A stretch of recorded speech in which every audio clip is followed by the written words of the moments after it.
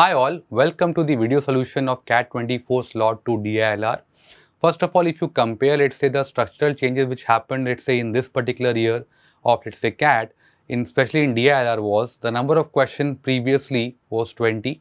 Now the number of questions to be answered was 22 over here. In the previous year edition, if you look at, there were 4 sets, each set containing 5 questions. Now in CAT 24, what they have done is they have given you 5 sets, 2 sets having 5 questions each, and let's say 3 other sets containing 4 questions each.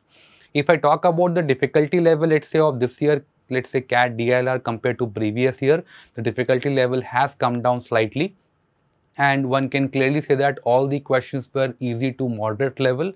None of the question actually, let's say, was something like which you possibly want to leave in the exam condition. Every set basically was doable. It was not about the set selection, it was about the speed for people who want to achieve a higher percentile. It was a speed game rather than, let's say, choosing the right kind of set.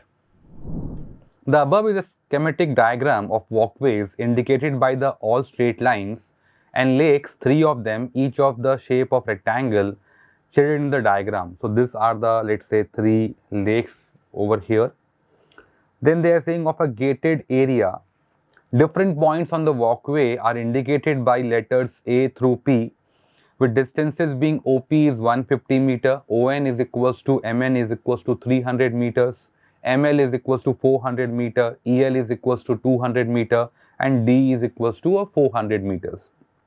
Then if you look at, they have given here the following additional information about the facility in the area is known to us.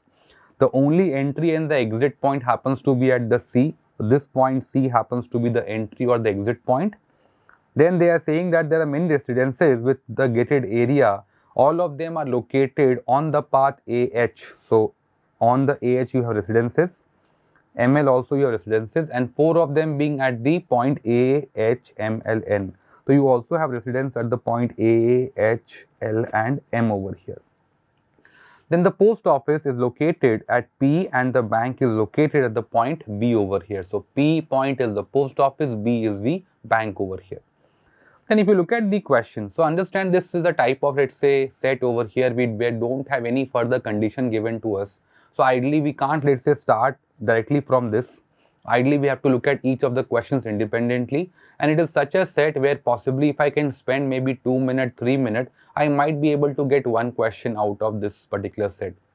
So over here the time basically will depend on how many questions do you possibly want to achieve.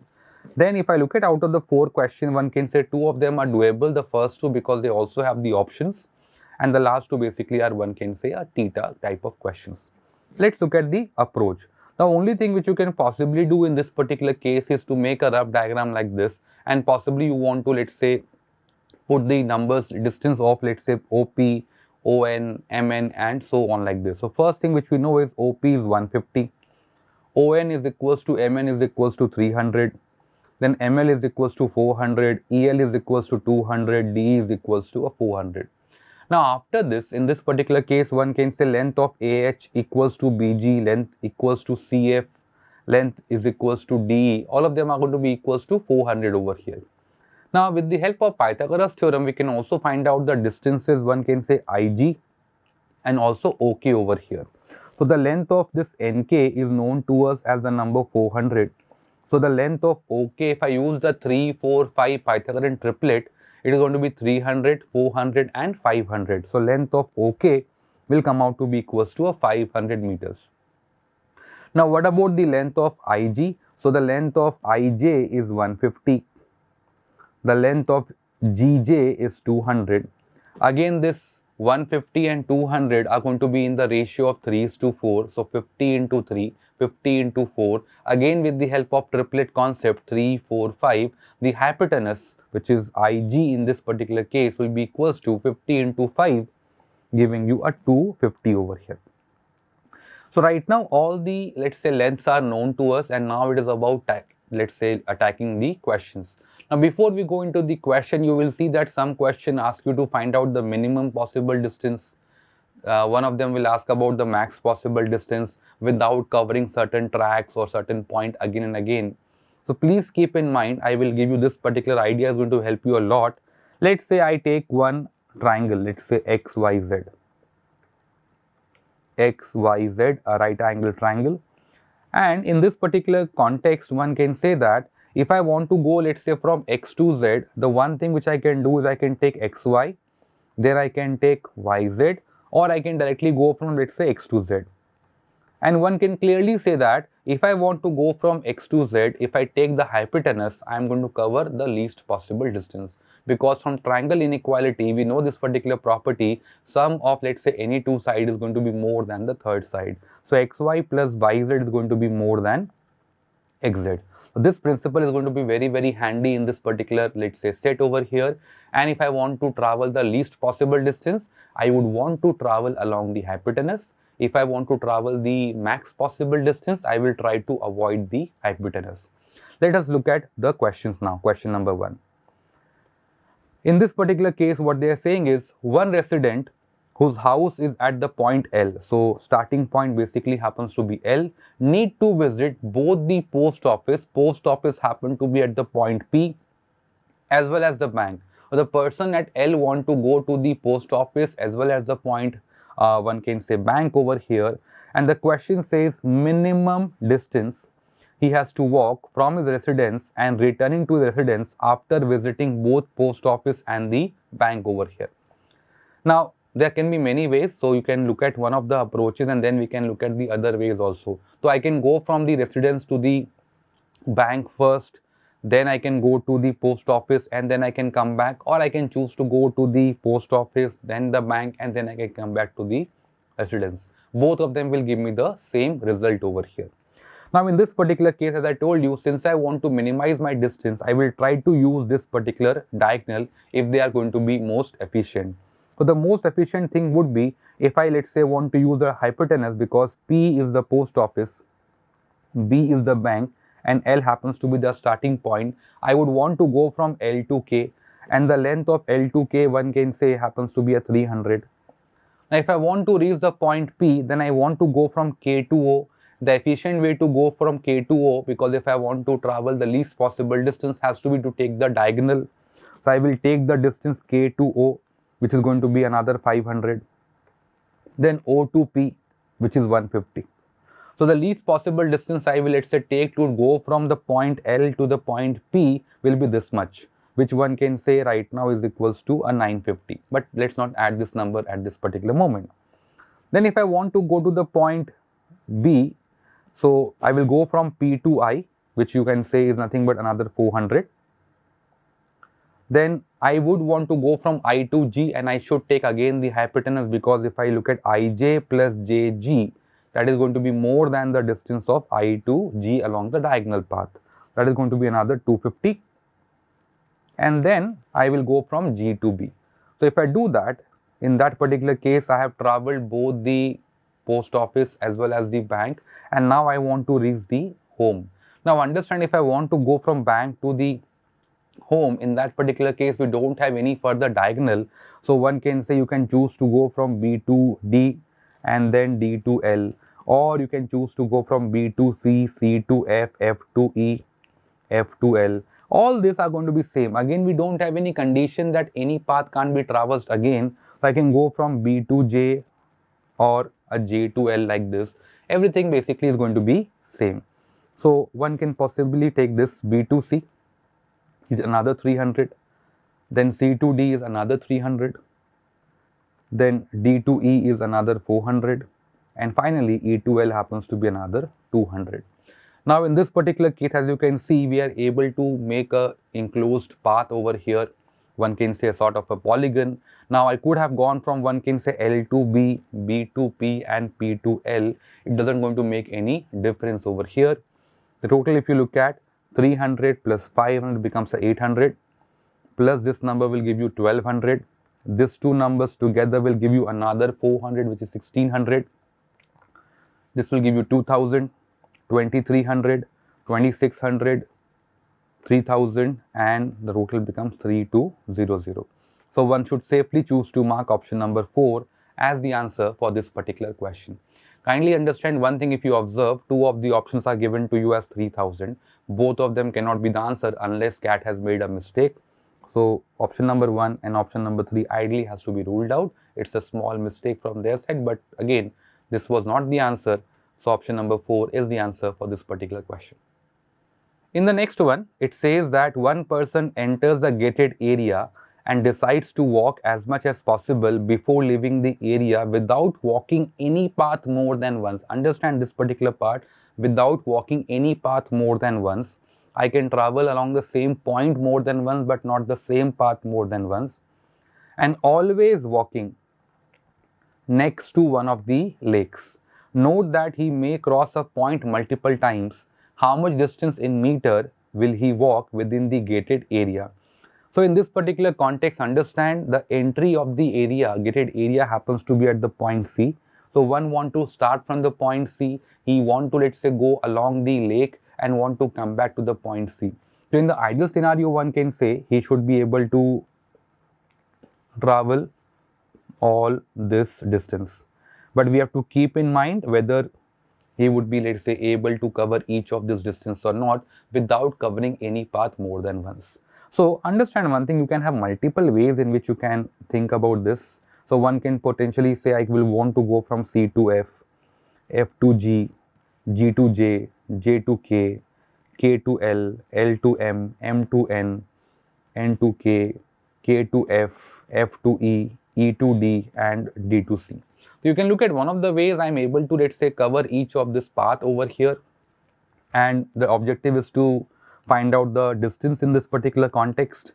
Now obviously we can have other ways also. Let's see whether we can achieve it in some other way. I can go from C to D, C being the entry point, D to E, E to F, then I can go from F to K, K to L, L to M, M to N, N to K.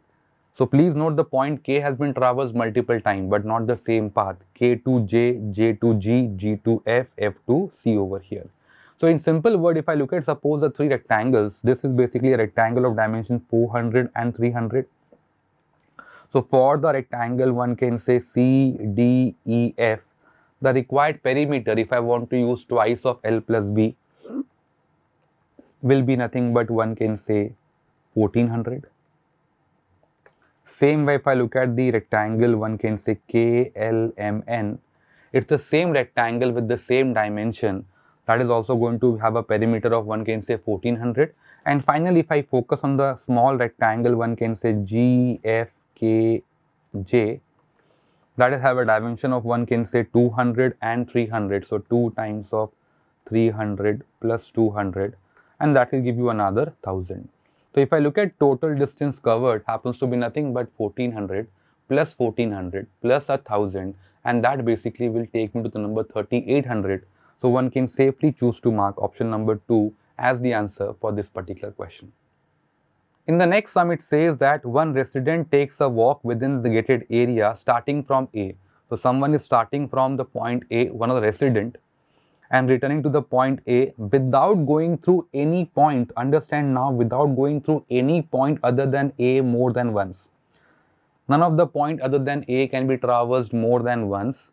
What is the maximum? This again is a key word. So I want to avoid the hypotenuse. C can walk in this particular way. So starting basically happens to be at the point A. Now in this particular context, understand, suppose if I am coming from A, going from A to B, so B has been reached from the point A. In that case, I cannot come from C to B. Otherwise, the point B will be traversed more than once over here. So understand one thing, I want to start from the point A and the objective is to maximize the distance being covered. This is a slightly tricky question. Many of you can make a mess out of this particular question. So the ideal thing in this particular case would be, can I travel each and every 16 points which are given to me over here? So obviously in that case, I want to start from the point A and I want to end the point at A. So obviously you can again go in a clockwise manner or maybe in the anti-clockwise manner, doesn't going to make any sort of difference over here.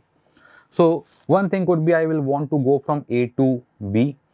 Now if I want to cover the point G, in that case I can go to B to C directly, or I can reach the point C by covering B to G and then G to F. So I want to also cover the internal points as well. As I told you, I want to cover each and every point so that the distance covered is going to be maximum.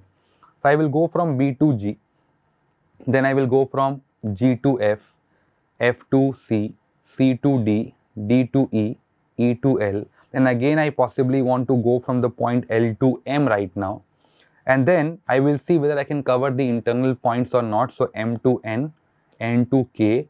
Now again understand one thing, I don't want to cover this hypotenuse, so one can say in this particular context K to J, J to O, O to P, P to I to H, and H to A over here. In this particular context, if you look at, we are able to cover each and every vertex, and we have not covered any point more than once except the point A over here.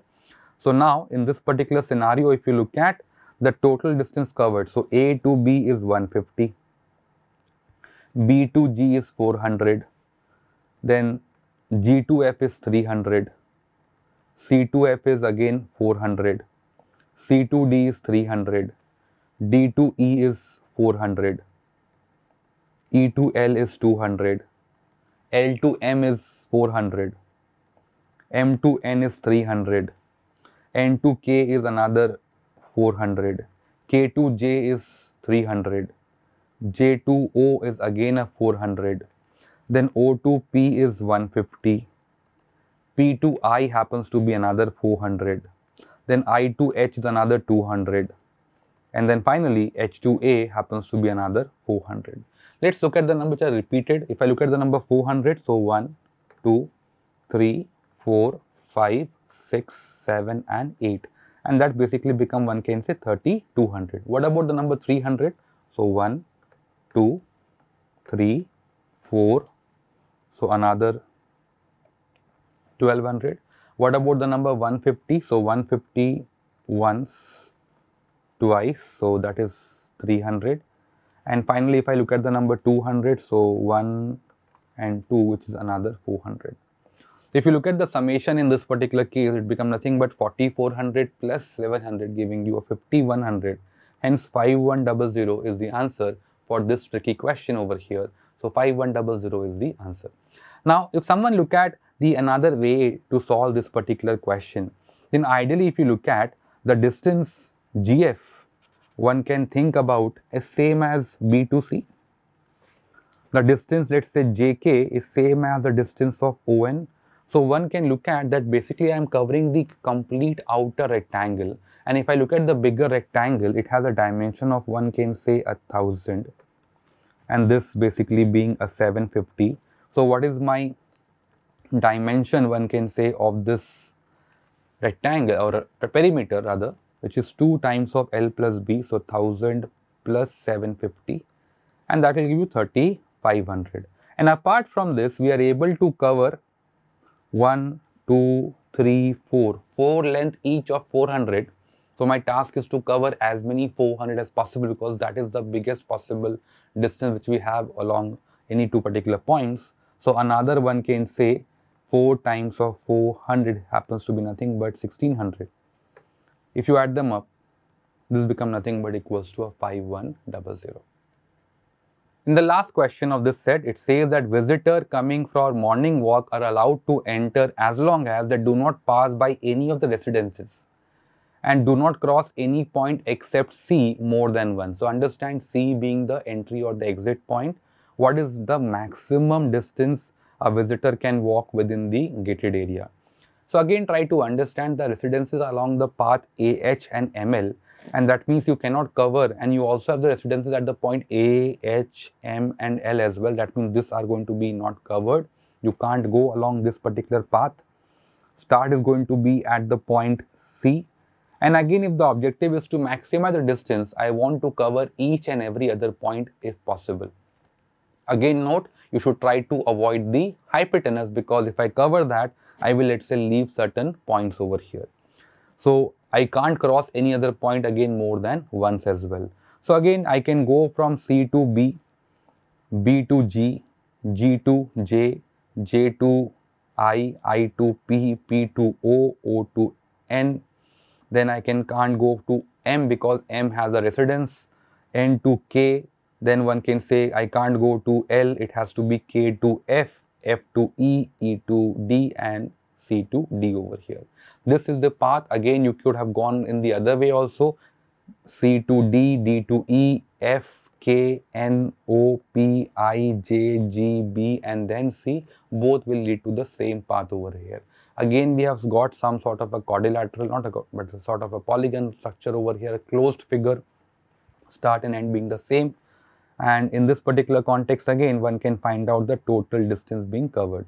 So again, the length of IJ is same as AB, the length of BJ is same as AI, the length of NF is same as ME, and the length of FE is same as MN. So I'm saying FE is same as MN, FN is same as ME, GJ is same as HI, BG is same as AH, and the length of IJ is same as AB. So in a way, the perimeter of this structure happens to be nothing but same as the perimeter of the bigger outer rectangle ADMP over here, and which we have seen already is 2 times of 1000 plus 750, and that will give you 3500. Hence 3500 is the answer for this particular question over here. So again, if you look at overall, this set was also very much doable. The first two were slightly on the easier side. People can make some mistake in the third one, especially because it's slightly tricky over here. But if you know the basic property that if you want to cover the least possible distance along a triangle line, then don't take the hypotenuse for sure. And with the help of, let's say, condition like max or a minimum, one can easily solve this particular set.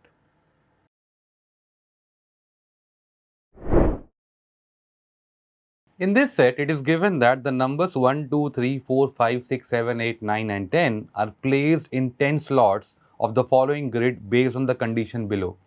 So one can clearly see we have, let's say, 4 rows and 4 columns. In the first row, there will have to be, let's say, 4 slots are given. So 4 number need to be placed. In row 2, you have 3 slots. Row 3, we have 2 slots. Last row, we have only 1 slot. Then they gave us the conditions as well over here, which are 6 conditions over here. And suppose if I read this condition, numbers in any row appear in the increasing order from left to right. Number in any column, let's say, appear in decreasing order from top to bottom and so on like this. None of the, let's say, condition happens to be plug-in over here. So all the condition, because they are saying 4 and 6 are placed in the same row. Which row? I don't know. So we have a location like, let's say, row 1, column 1, row 1, column 2, row 2, column 2 and something on those lines. So in this particular context, what we can say is that this is not a very straightforward question. And before, let's say, I solve this particular sum, let's also go through the questions as well. Now, if I look at, suppose, the question type as well, like question number 2 and question number 3 talks about which of the following statement is going to be must be true, which basically means that there could be a scenario that they may or may not be true. Even if I look at the second last question of this particular set, they are saying that for how many slot in the grid, placement of numbers cannot be determined uniquely. So there could be a possibility that we might not be able to fill each and every slot with a unique number. So that is where you can possibly say that this might not lead to a unique possibility. It may, but we might have, let's say, multiple cases over here. So let's look at the approach in this particular question. So we are going to go, let's say, in the order, let's say, with the given condition. And suppose if I read the first condition, which one can say, number in any row appear in an increasing order when you go from left to right. This happens to be a deductive condition. And let's try to understand what is the inference which one can deduce from point number 1. So for example, if I say in row number 1, my numbers are suppose A, B, C and D. In that particular case, the numbers A, B, C, D are going to be in the increasing order in that particular order. So A less than B, less than C, less than D, which basically mean that this D, the number in the column 4 of row number 1 is going to be the maximum in that particular row. So what I can say right now, as per my understanding over here, that row number 1, the highest number is going to be present in column number 4. So I can say right over here, max number of column number 1, row number 1 is going to be in column number 4. Likewise, for row number 2 also, the highest number of that particular row is going to be in column number 4. So max of row 2, max of row 3, max of row 4, and they are going to be found in column number 4. Then if I look at over here, one can also possibly say in this particular context that for each and every row, your row number 1, column number 1 is the minimum of that particular row. For row number 2, the least is going to be present in column number 2 over here. So I am just writing here minimum 1, minimum 2, and for row number 3 it is the column number 3 which contains the minimum of the number. Then point number 2 also happens to be deductive, which says that number in any column in a decreasing order from top to bottom. So in this particular context, what we can say is that, for example, if I say in column number 1, this max 1 is going to be more than max 2, more than max 3, going to be more than max 4. It simply means, understand, max 1 is nothing but the highest of the first row, and max 2, max 3, max 4 are the highest of the row number 2, row number 3 and row number 4. And what we now know is that this max number 1 basically is, let's say, more than the highest of row number 2, row number 3 and row number 4. In short, max number 1 is the highest possible number. And the numbers available with me are nothing but from 1 to 10. It simply means that row number 1, column number 4 is going to contain the maximum possible number, which basically happens to be 10 in this particular context. So this is the inference which you can possibly deduce, let's say, after you combine condition number 1 and condition number 2. This is the place for the number 10 over here. And one can clearly see, we can talk about the highest number and the lowest number. The lowest number 1 in this particular context can only possibly come in row 1 column 1, row 2 column 2, row 3 column 3, row 4 column 4, and this can be further, let's say, refined once we read further condition. Now suppose if I read the next condition which is given to us, 1 is placed either in the same row or same column as 10. Now 1 happens to, the number 10 happens to be in the row number 1 and let's say column number 4, and in this particular context 1 has to be in the same row or same column. So one can potentially say 1 can either come in row 1 column 1, or 1 can also come in row number 4 or column number 4 over here. These are the two places which one can define for the number 1 over here. Now we can also potentially say about the second largest number, which happens to be 9.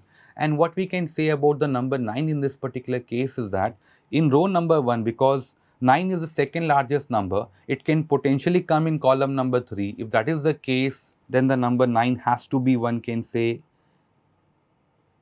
over here column 3 and row number 1. Now can 9 come in, let's say, column number 2, row number 1? And the answer basically would be a no, because if that is the case, I need a number which is going to be higher than 9 but less than 10, and we don't have any such number over here. So in column number 3, one can potentially say 9 has to come in row number 1. Where do you think, let's say, your 9 can come in column number 4? And the answer would be below 10, and that basically means it can potentially come in row number 2, and it has to be the largest number. So 9, one can potentially say, will be, let's say, in row 1 column 3, or let's say row 2 column 4 over here. These are the possibility. Now the issue is, at this particular point of time, many of us might think that we can start with the number 1, or let's say with the number 9. Now for me, in this particular context, I might want to start with the number 9, and the reason being, I can see in the 3 other condition, we have sub condition given with respect to 9. Wherever is 9, the numbers 8 and 7 cannot come in the same row or the same column over here. So what I will do now, in this particular case, I will also look at, say, point number 4, which again happens to be deductive, and what they are saying is neither 2 nor 3 come in the same row or same column as 10. Now since already we have, let's say, defined or placed the number 10 in row number 1 and column number 4, the number 2 and 3 cannot come in row number 1 or column number 4, and that leaves us with only, let's say, 3 slots over here, which is row 2 column 2, row 2 column 3, and let's say row 3 column 3 over here. And let's see what we can potentially say about the placement of 2 and 3. Now can I place 2 here and 3 here? And the answer basically would be a no, because in that case, we know the number 1 has to come either in row 1 column 1 or row 4 column 4. And this particular place now, row 3 column 3 has to be less than the number 3, and less than 3 we only have the number 2 and 1. So it is not going to happen that row number 2 and 3 are going to come, let's say, in row 2 column 2 and row 2 column 3 over here. So this is not going to be possible. Can I, let's say, place the number 2 and 3 in this particular case? And the answer is definitely yes. We don't have any issue because after 1 the number 2 and 3 are the smallest possible number. And if I think about the column condition or the row condition, there we don't see any case of violation. What about if I place the number 3 and 2 over here? Again, 3 being the smallest number in row 2, 2 being the smallest number in row 3, because we already know 1 is going to come in row 1 column 1 or row 4 column 4 over here. So with this we can potentially infer that the numbers 2 and 3 are only going to come, one can say, in, let's say, row 2 column 2 or let's say row 3 column 3 in some order. So I'm going to place the number 2 and 3 over here, 3/2 over here. Understand, again, we cannot potentially place the number 2 in row 2 column 3, because if I do that, in that particular case the number 1 has to be in row 2 column 2, which is not the case because 1 is going to come only in row 1 column 1 or row 4 column 4. Similarly, we cannot place the number 1 also over here because again the placement of 1 will come in row 1 column 1 or row 4 column 4 over here.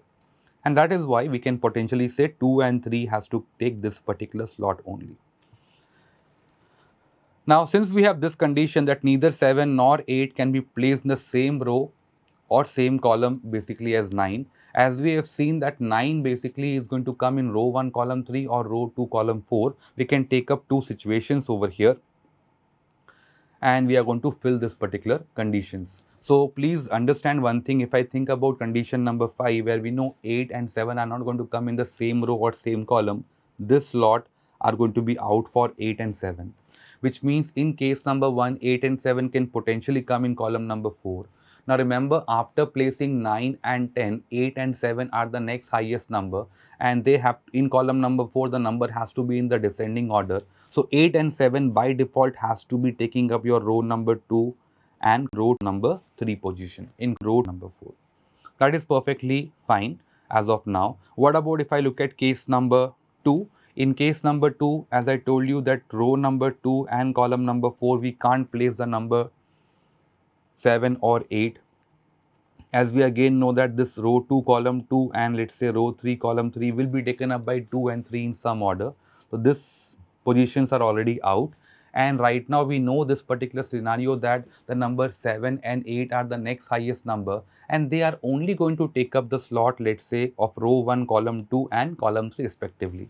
So 7 and 8. Please note, row wise the number has to be in the ascending order. This is what we have. Let's see what is the problem, let's say in case 1 or a potential case number 2. Right now we have not dealt with the last condition which talks about 4 and 6 are placed in the same row. Now if 4 and 6 are placed in the same row, and if I look at the first case, in that case 4 and 6 can only come in, let's say, row number 1. So 4 and 6 will be placed in column 1 and column 2 respectively. So 4 and 6 over here, which basically will tell us since the number 1 can only come in row 1 column 1 or row 4 column 4, 1 has to be over here, and that means the only number remaining is 5, which is going to be placed in row 2 and column number 3. So case 1 is perfectly fine. What about if I look at case number 2, and since 4 and 6 has to be in the same row, I don't see a slot where, let's say, 4 and 6 can be placed in the same row. That means this particular case can be ruled out. So as you can see, we are able to find only one case except the fact that the numbers 2 and 3 can be placed in two way. All the other numbers, one can say, like 1, 4, 5, 6, 7, 8, 9 and 10 can be placed in unique way in those slots over here, and now we can easily answer all our questions. So if I look at the first question, which says that what is the row number which has the least sum of number placed in that particular row. So if I look at, suppose row number 1 contains 4 numbers and the sum over here comes out to be nothing but, one can say, a 29. In row number 2, the sum basically would be 8 plus 5, 13. 13 plus 2 is 15, or 13 plus 3 is 16. So it could be a 15 or a potential 16. In row number 3, 7 plus 3 will give me a 10, or 7 plus 2 will give me a 9. And finally, row number 4, the sum is basically become equals to 1. And which row number has the least sum? The answer basically is for row number 4, we have the least possible sum. Hence 4 is the answer for this particular question. In the next one, they say which of the following statement must be true. When you say must be true, it has to be true in each and every case. Now the first one talks about 10 is placed in a slot in row number 1. 10 is placed in row number 1 is definitely true. And second one, 1 is placed in a slot in row number 4. We have a unique slot for number 1 as well, which is coming out to be in row number 4 and column number 4. So both the statement, let's say 1 and 2 are true, hence both of them are true, so one can choose to mark option number 4 over here. In the next one, they say which of the following statement must be true, and now the statements are regarding the numbers 2 and 3. We know that the numbers 2 and 3 are going to take up the slot row 2 column 2, or let's say row 3 column 3 in some order. They are saying 2 is placed in a slot in column number 2. If that is the case, in that case 3 would be placed in a slot in column number 3. So both of them can be true. But what about if I take the other case, 3 in column 2 and 2 in column 3? In that particular case, both the statement are going to be false. So understand, either we can have both statement true or both statement false, but the question says must be true, so neither one or two. Hence option number 2 is the answer for this particular question. And then the question says for harmony slot in the grid, placement of the numbers cannot be determined uniquely. So understand, in this particular case, for all the number except 2 and 3, we are able to place in the required slot. So one can say for the two numbers 2 and 3, we don't have a certainty. Hence 2 is the answer for this particular sum. And finally, in the last question, they say what is the sum of the number placed in column number 4. So in column number 4, 10 plus 8 is 18, 18 plus 7 is 25, 25 plus 1 become 26. Hence 26 is the answer for this particular question. So if you look at overall, this was not a very straightforward set. Again, not a very difficult set as well. I will, let's say, place this particular set to be slightly on the moderate side. Yes, once people can, let's say, possibly place the numbers 10, 9, 1 and so on, they can easily crack the question in a quick time. But again, not a very straightforward set. I am going to rate it as, let's say, set number B.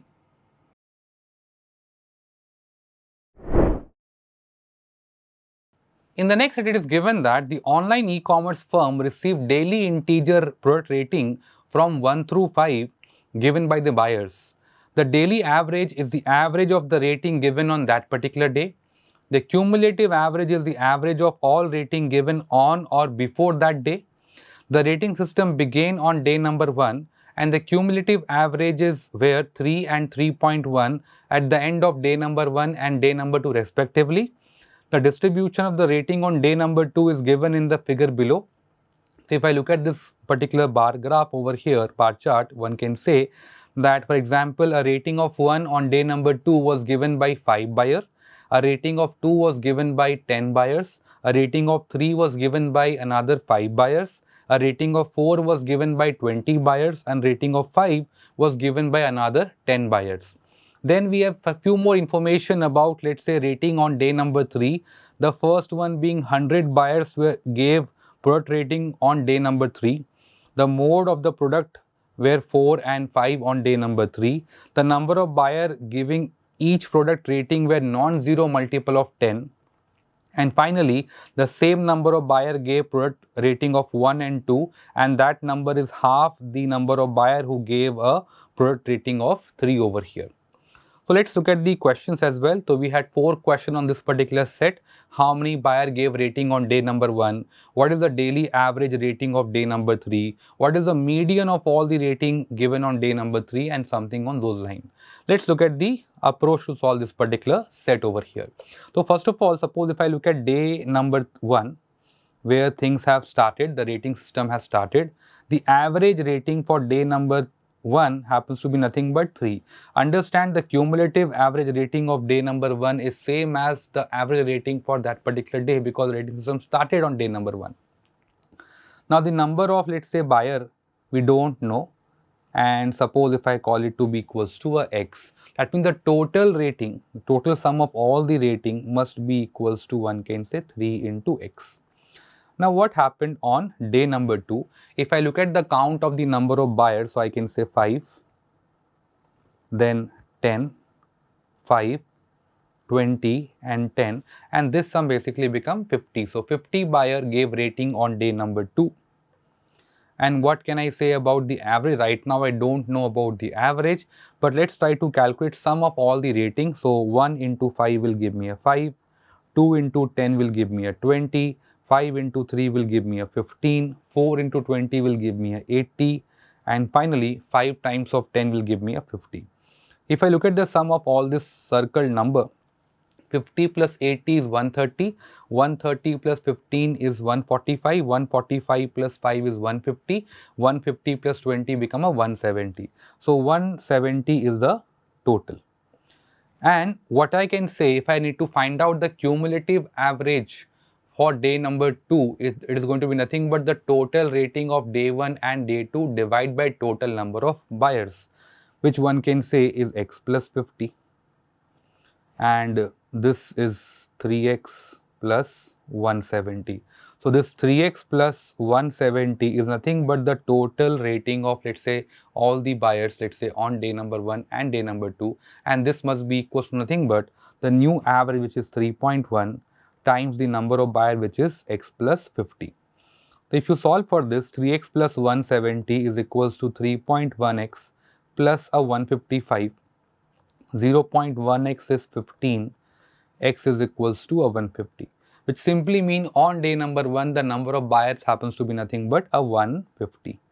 So this part will become nothing but a 450, and one can verify 450 plus 170 is 620. 620 divided by 200 will give me nothing but a 3.1. This is what we have, let's say, about the number of buyers on day number 1.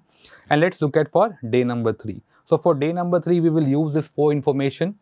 100 buyers gave a product rating on day number 3. Total basically has to be equals to 100. The mode of the product rating were 4 and 5, which means if I look at the rating of 1, 2, 3, 4 and 5, the highest rating, so max number of people gave rating to both 4 and 5, and both basically need to be same because both are the mode over here. So this number, and then they are saying the number of buyer giving each product rating were non-zero multiples of 10, which means can I have a 0 here? The answer is no. Can I have a possible 11 here? And the answer is no. Each of this number basically has to be, one can say, a multiple of 2, or one can say a positive multiple of 10 over here. So right now, if I look at this particular part, they are saying same number of buyer gave a product rating of 1 and 2. So if I call this, and this was basically half the number of buyers who gave a rating of 3. So the number of people who gave rating of, let's say, 1 and 2 were equal. If I assume it to be equals to 10x and 10x, in that particular case, the number of people who gave a rating of 3 on day number 3, this is for day number 3, this number basically has to be equals to a 20x. Right now, this particular part, one can say, become equals to a 40x, and these two numbers basically are, one can say, equal. So understand, can this number be 10 and 10 over here? And the answer would be no. If that is the case, then this will become 20, 20, 40, 10, 10, and the mode is going to become nothing but a rating of 3 on that particular day. So what about if I say, can this be 20 and 20? This is 20 and 20. Then one will get 40x equals to, one can say, 60. X will become equals to a 1.5. This will become 15, 15 and 30. Not possible again, because each of this number has to be a positive multiple of 10 over here.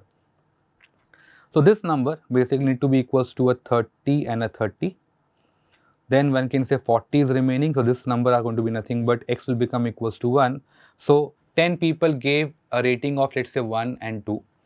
20 other people gave a rating of 3. 40 people gave a rating of 4, and 30 people gave a rating of 5. So 30 and not 40. Then can I this be 40, 40? And the answer is no, because if I give 40 and a 40, then total number of buyer remaining are going to be only 20. And each of these numbers are positive multiples of 10, not going to be possible. So we only have one possibility where the numbers are 10, 10, 20, 30 and 30. So now this is 10. 10 times of 2 is 20. This is 60. This is 120 and 150. The total become 270 plus, one can say, 90, which is 360. So 360 is sum of the rating on day number 3. Total number of buyers on day number 3 happens to be 100. With this we can answer all the questions. So first question, how many buyers gave a rating on day number 1? So day number 1 number of buyers were 150. So 150 is the answer. For the next one, what was the daily average rating of day number 3?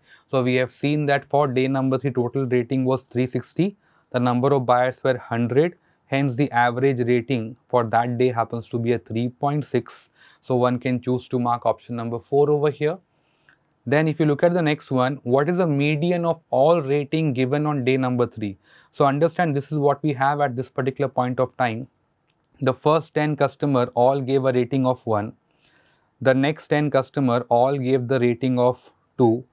The next 20 customer all gave a rating of 3. So far I can say the first 40 customer, one can say, have given rating of 1, then 2 and then 3. I need to find out the median. So I can say definitely the next 30 people, each of them will give a rating of 4 over here. So definitely the median in this particular context become nothing but 4 over here. Hence 4 is the answer for this particular question. The 50th person, or one can say 51st person, is going to give a rating of 4. Hence 4 is the median, hence the answer. And lastly, the question says the following is true about the cumulative average rating of day 2 and day 3. So we know that for day number 2 it was nothing but a 3.1. And for day number 3, the cumulative, the sum basically one can say become 980. Total is 300. If you find out the average, 980 divided by this 300 will give you a 3.266. So if I look at the increment, it's a 0.166 is the increment compared to a 3.1. Now if you look at the options, it is more than 8%, less than 5%. So 10% of this number, 3.1, is 0.31. The number 5% over here corresponds to 0.155. So clearly if I want the number 0.166, it is going to be slightly more than, let's say, the number 5%. If you want 8% over here, because in that case the number 1% corresponds to 0.031. If I multiply it by 8 over here, then one get nothing but 0.248. So one can clearly say that the number 0.166 is between the 5% and the 8% mark. People want to use calci, they can use calci also over here in the exam duration, but between 5% and 8%, so option number 1 is the answer for this particular question. So again, if you look at the difficulty level of this particular set, one can say it to be a very simple set. People who have the basic idea about the average concept can crack this particular set, and the time requirement, I would say, would be something less than 10 minutes.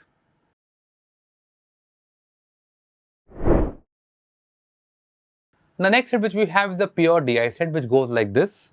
The two plot below give the following information about the 6 firms A, B, C, D, E, F for the 2 year 2019 and 23. The terms are PAT, the firm's profit after taxes in rupee crores. ES stands for the firm's employee strength, that is the number of employee in the firm. And the next term, which is PRD, which is a critical one, is the percentage of the firm's PAT that they spend on research and development, which is R&D. In the plot, the horizontal and the vertical coordinate of point representing each firm give their ES and the PAT value respectively. The PRD value of each firm are proportional to the area around the point representing each firm. The area are comparable between two plot, that is equal area in the two plot represent the same PRD value for the 2 year. So for example, in this particular context, what I can understand is, suppose if I take firm A and suppose if I focus on the year 2019. Then for the firm A, if I look at, suppose first of all the PAT, I can look at the Y coordinate, which happens to be, one can say, 3000 CR, which is straightforward to read. Again, I can also read the value of ES, the employee strength, by looking at the X coordinate, which one can say is equals to 800. These two are very simple to read.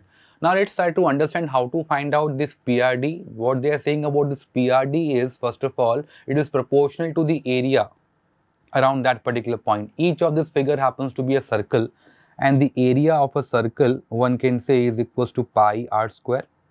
So it is proportional to the square of the radius. Also, since we know that d is equals to 2r, so one can say r is equals to a d by 2. So r square term will become d square by 4. So please understand, one can say it like this, that the area is proportional to the term r square. Also one can say it's also proportional to the term d square over here. And for this reference perspective, if you look at, for let's say firm D, if I take it, then I can take this diameter to be equals to a 1. So I am assuming this part to be equals to 1, each of the distance between two horizontal line to be equals to 1, representing the radius or the diameter. So for the firm A, for example, if I look at the firm A, the diameter for the firm A, one can say is equals to 2, and the diameter for the firm D happens to be equals to a 1. So the area, if I look at for the firm A in 2019, one can say is 4 times, because the ratio of the diameter happens to be in the ratio of 2:1. So what about the area of the firm A and the area of the firm D? That will be in the ratio of 4:1 over here. And what does this potentially mean? If I suppose say for the firm D, the corresponding PRD value happens to be 10%, let's say. So the percentage of the PAT which is invested in R&D happens to be 10% of, let's say, PAT for company D. In that case, the corresponding value for the firm A would be nothing but 4 times. So one can say it will be 40% of the PAT of the firm A over here. Please note, because if I look at suppose the question type, none of them basically talks about, one can say, the absolute numbers, and we have to attack this question by question. So if I look at suppose the first question, and in this particular question they are saying that assume that the annual rate of growth in PAT over the previous year remained constant over the years for each of the 6 firms. Which among the firms A, B, C and E have the highest ARG? Now in this particular case, I'm not supposed to find out the value of the annual rate of growth over here.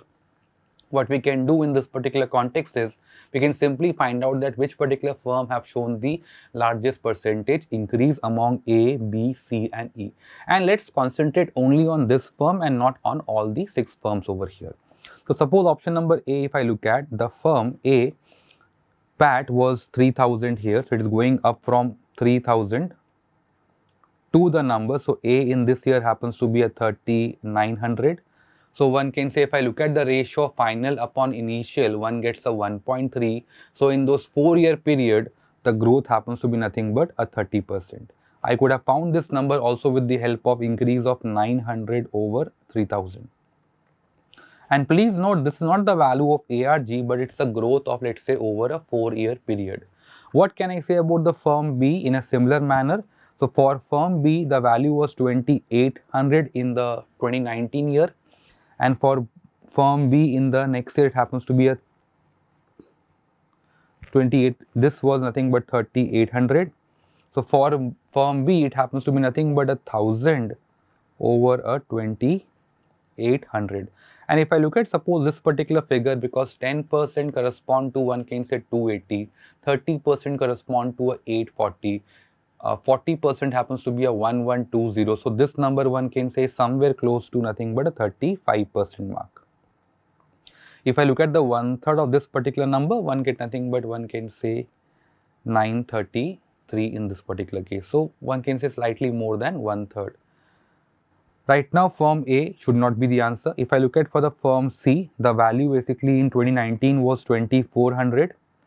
It goes to nothing but, one can say, a 3000. So it's an increase of 600 over 2400.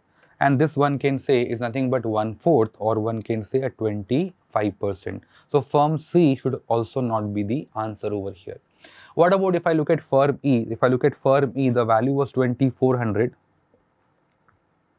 And this is going up to, one can say, in this particular case, 3500. So it's an increase of 1100 from the number 2400. And this figure, because if you look at 50% of 24 happens to be nothing but 12, this number, one can say, is slightly less than, one can say, 50%, because 40% would correspond to a 9.6. This value, one can say, is very much, you can say, close to the number 45, or let's say, so something you can say between 40 to 50%. So the highest percentage increase over the 4-year period happens to be for the firm E. It means the ARG is also going to be the highest for the firm E. Hence, option number 4 is the answer for this simple question. In the next sum, it is given that the ratio of the amount of money spent by the firm C on R&D in 2019 to that of in 2023 is closest to. So again, note in this particular context, since we need to find out the amount put in the R&D, in that case, we need to find out the PRD as well. Now, suppose if I look at for firm C, then this one can say radius can be taken as 1.5, the diameter I can take it as 3 over here. In the next year, this basically happens to be 2. So suppose if I look at 2019 and let's say 2023, first of all, if I talk about the diameter, there happens to be in the ratio of 3:2. And since we know that this PRD value was nothing but proportional to the area of the circle over here, and since the area of the circle is proportional to the square of the radius or diameter, so one can say in this particular case, the required area will be in the ratio of 9:4. So one can potentially say the PRD value for firm C, if it was 9% in 2019, the corresponding value become 4% in 2023 over here. So what can you say about the amount invested in R&D over here? So one can say it will be 9% of, so for firm C, the PAT value was 2400. And for 2023, one can say it is 4% of this PAT for firm C happens to be a 3000. So understand, even if I don't take percentage, it doesn't really matter because I'm comparing and this percentage thing basically get cancelled out. So 9 times of 2400 is to 4 times of 3000. If I simplify this particular number, so one can say this becomes 4, this becomes 5, 4 basically will get cancelled out, and we simply get the required ratio of the R&D amount invested by firm C in 2019 and 2023 happens to be 9:5. So one can safely choose to mark option number 2 as the answer for this simple question. In the next one, it says which among the firms A, C, E and F had the maximum PAT per employee in 2023. This time we are not concerned with this PRD value, we can only look at the value of PAT and ES, and the ratio is what we are supposed to do. Obviously, we can only focus on the 4 firms which are given to us, C, E, F and A. So suppose if I look at the firm C and my focus has to be on the year 2023, so I will focus on the second graph over here. And for firm C, if I look at the PAT value is 3000 CR, divide by ES of one can say 800, and this thing basically will come out to be nothing but a 3.75. Then if I look at firm E, so firm E, if I look at in this year, so firm E has a PAT of one can say 3500, divide by ES of one can say 1400. This basically will get cancelled out. So if I cancel by 7, this will become 5, this will become 2, this will become 2.5, and the task is to find out the maximum PAT per employee strength. So right now firm E should not be the answer. Then if I look at firm F, so for firm F the corresponding PAT happens to be one can say 3200 crores, divide by ES of 1000. This becomes a 3.2, which is less than 3.75. So firm F can also be ruled out. And finally, we can look at firm A. So firm A has a PAT of one can say here 3900 CR, divide by an employee strength of 1300, and this thing simply become equals to a 3, which is less than 3.75.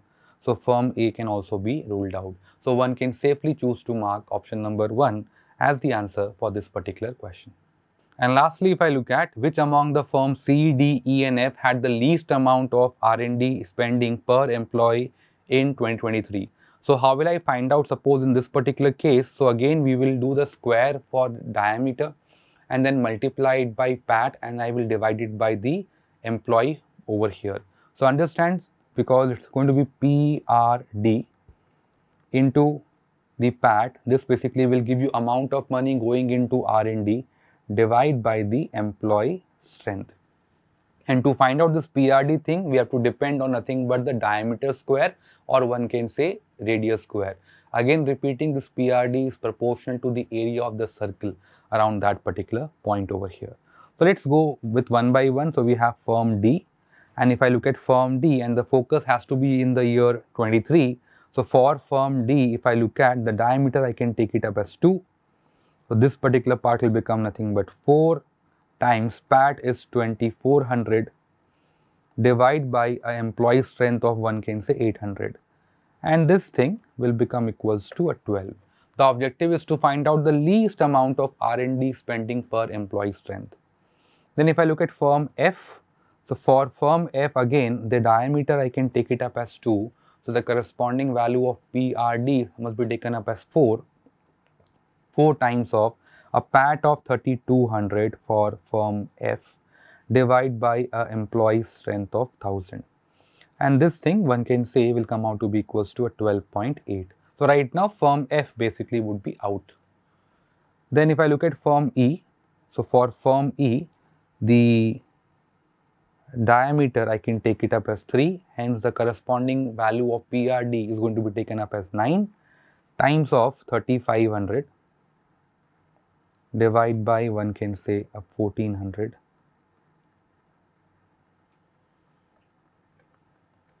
This part will become 45 by 2, which is 22.5. So option number 3 can also be ruled out. And finally, if I look at firm C, so for firm C, it is going to be a diameter of 2, hence PRD of 4 times of 3000, divide by, one can say, 800. And this thing will come out to be nothing but equals to 3.75 times of 4, giving you a 15. So one can clearly see in this particular case that the lowest amount of R&D per employee comes out to be, which is 12, is the minimum, and that comes out to be for firm D. Hence option number 1 is the answer for this particular question. If you look at overall, the difficulty level of this set is very, very easy, and anyone who entered in this particular set will be able to get most of the question correct, and this is, one can say, as a very, very simple set, should be done in round number 1.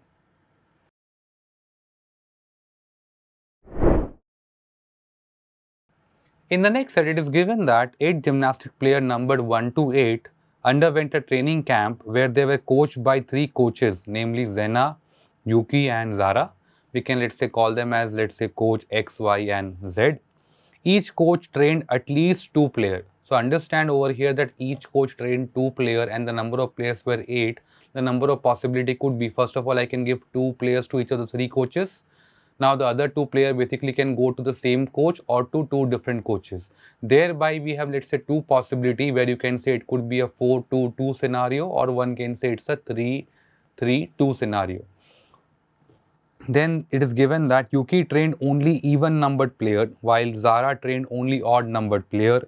After the camp, the coaches evaluated the player and gave integer rating to the respective players trained by them on a scale of 1 to 7, with 1 being the lowest rating and 7 being the highest. And we have further information also given to us. Then these are the questions which are there, 5 questions based on this particular set. Let's see what could be the best possible way to solve this particular set over here. Let's look at the best possible approach over here. So if I look at, suppose, the first 2 lines, that is very, very clear. We have, let's say, 8 player gymnastic player, and they are going to be, let's say, coached by 3 people, let's say, namely X, Y and Z. Each coach trained at least 2 player over here. These are my name of the coaches. Now the next point, very, very important, Yuki trained only even numbered player. Now kindly understand the meaning of this particular part. Yuki trained only even numbered player. So the player who can be trained by Yuki can only be 2, 4, 6, 8. So understand, in this particular case, does this mean all the player 2, 4, 6, 8 are trained by Yuki? May or may not. But if I ask you, can, let's say, player number 1 be trained by Yuki, and the answer would be a no. It can be all out of 2, 4, 6, 8 or some out of 2, 4, 6, 8. But no, nothing out of, nothing apart from 2, 4, 6, 8. The next part says Zara trained only odd numbered player. So again, the people who were trained by Zara has to be 1 out of, or 1, or let's say couple of out of, let's say 1, 3, 5, 7 over here. And after the camp, the coaches evaluated the player and gave integer rating to the respective player. The rating basically hovered from 1 to 7, 1 being the lowest, 7 being the highest. Let us now look at all the 7 conditions given to us. The first point says Zena trained more player than Yuki. So X trained more player than Yuki. Now understand the minimum number of players trained by each of the coaches happens to be a 2. What are the possibility? Suppose if I take this number to be 2, in that case Zena can, let's say, train 3 players. Right now 3 plus 2 is 5, so Zara can train also 3 player. Can we have some other possibility? Yes. If I say Yuki have trained 2 people, 2 players, in that case Zena can train 4 people. 4 plus 2 is 6, so Zara can train 2 people. Can we have, let's say, a possibility of Yuki training more than 2 people? Let's see. If I say Yuki trained 3 people, in that case Zena has to be 4. Now 4 plus 3 is 7 and Z become 1, which is not a, let's say, possibility, because each of the coaches are training minimum 2 players over here. So we have the possibility of 4 to 2 or a 3 to 3 after this. Then if I read suppose point number 2, which is very, very crucial, player 1 and player 4 were trained by the same coach. Now understand, in this particular case, can, let's say, 1 and 4 both being trained by Yuki? No. By Zara? No. So player 1 and 4 are both being trained by the same coach, and that coach has to be a coach number X, or one can say Zena over here. Understand one thing, if someone have, let's say, paid attention to the questions as well, one of the question was that who are the player trained by coach Zena, and all the options contain player number 1 and player number 4. That also become very, very simple over here. While the coaches who trained player 2, 3, 5 were all different.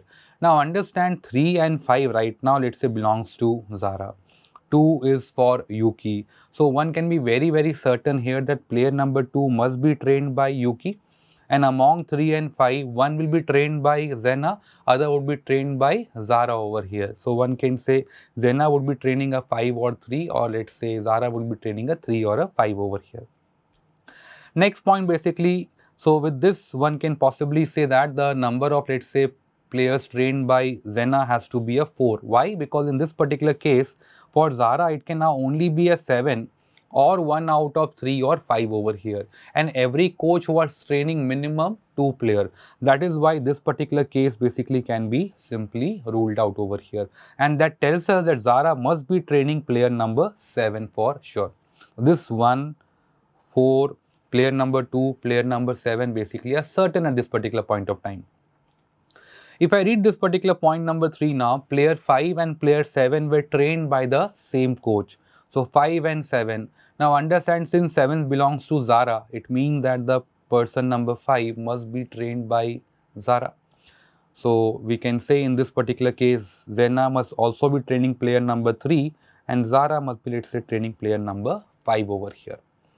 Now the only thing is right now at this particular moment, among player number 6 and player number 8, who is trained by, let's say, X or who is trained by Y right now. At this particular point of time, I would possibly want to create a table like this, where we know that, let's say, player 1, 3 and 4 are trained by the coach X, the player 2 is trained by the coach Y, and the, let's say, player 5 and 7 are being trained by the coach Z over here. 1 out of 6 and 8 by X, other basically Y over here. Now the point is about training. So one aspect basically was to, let's say, map the players and the coaches. Now it's also going to map the, let's say, players with the player rating also. Now this is very crucial, that player 5 and 7 have got the same rating and all the player got a unique rating. So understand, out of, let's say, 8 players, 6 got a unique rating, player 5 and 7 basically got a same rating over here. And that basically means that everyone has got this rating 1, 2, 3, 4, 5, 6 and 7 with one number getting repeated.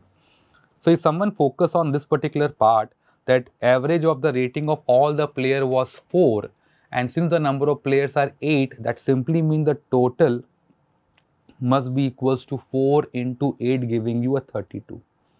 So total sum of the rating must be equals to a 32.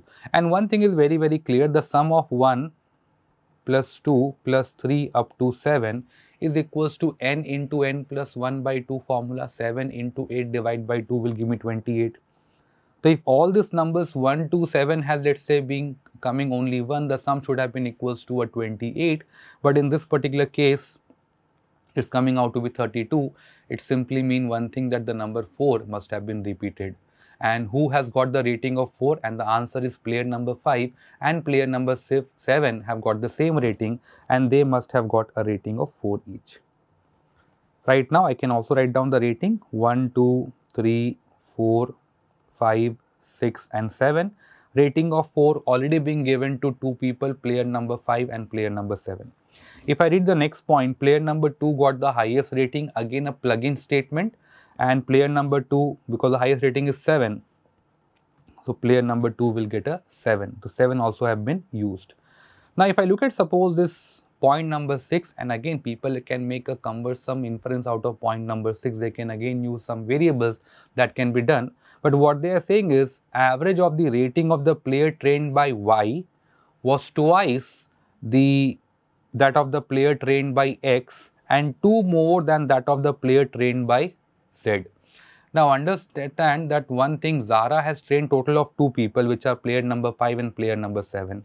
We know that the player number 5 and player number 7 both got a rating of 4 each, which means the average rating received by the player of the coach Z happens to be nothing but 4, and this is a known number. Now from this particular part, one can say that the Yuki average must be nothing but 2 more than this number. So Yuki must be getting a 6, and the average of the rating trained by Y was double that of trained by X, which means the average rating for X has to be nothing but 3. And since the number of player for X happens to be 4, the total sum of the rating for the player under X has to be a 12. For Y it has to be a 12, and for Zara it must be equals to a 8 over here.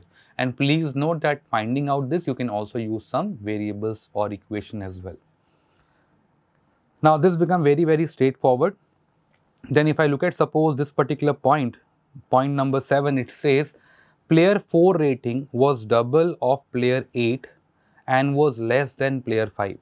Now understand, player 5 have a rating of 4.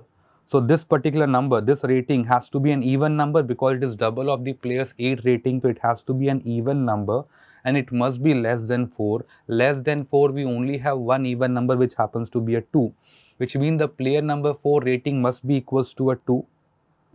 And that basically means player number 8 rating has to be equals to a 1. Now for, let's say, coach Y, the number of player being trained by coach Y happens to be a 2, whose sum of the rating has to be equals to a 12 with the help of only 2 person. And we know that one of the person is player number 2 who has got a rating of 7, which means the other person who was trained by coach Y must have a rating of 5. Now can it be, let's say, player number 8? And the answer is no, because player number 8 has a rating of 1, which means player number 6 must be trained by coach Y with a rating of 5. So 5 also is given over here, which means player number 8 must have been trained by the coach X. So this is going to be X over here. And now we don't have any further condition which is there. Now for the 4 player trained by the coach X, the sum of the rating must be equals to a 12. Right now we got a 1. We got a 2, which is 3 right now. 9 is remaining, and the rating which are yet to be given happens to be nothing but, one can say, 3 and 6. So the rating of 3 and 6 can be given to player 1 and player 3 in some order. And with the help of this, we will be in a position to answer all our questions quickly. Let's look at the first question. What best can be said about the number of player coached by Zara? So Zara has coached 2 player, player number 5 and player number 7, exactly 2. Hence option number 4 is the answer for this question. In the next one, it says, what was the rating of player 7? Player 7 has a rating of 4, hence 4 is the answer for this question. In the next one, it says, what was the rating of the player 6? So player 6 has a rating of 5, hence 5 is the answer for this question. In the next one, they say, for how many player the rating be uniquely determined, and the answer is for all the player except player number 3 and player number 1. Hence we can say all the, let's say, 6 player except this 2. Hence 6 is the answer for this question. And finally, in the next one, they say who all were the player trained by the coach X, and we can see this coach X trained player number 1, 3, 4 and 8. So one can clearly say the answer has to be option number 2 over here. So again, if someone look at this particular set, I would say difficulty level wise, if you can say something like a moderate level set, not very, very difficult. The first task basically has to be to map, let's say, the coach with the player, and after that player, let's say, with the ratings.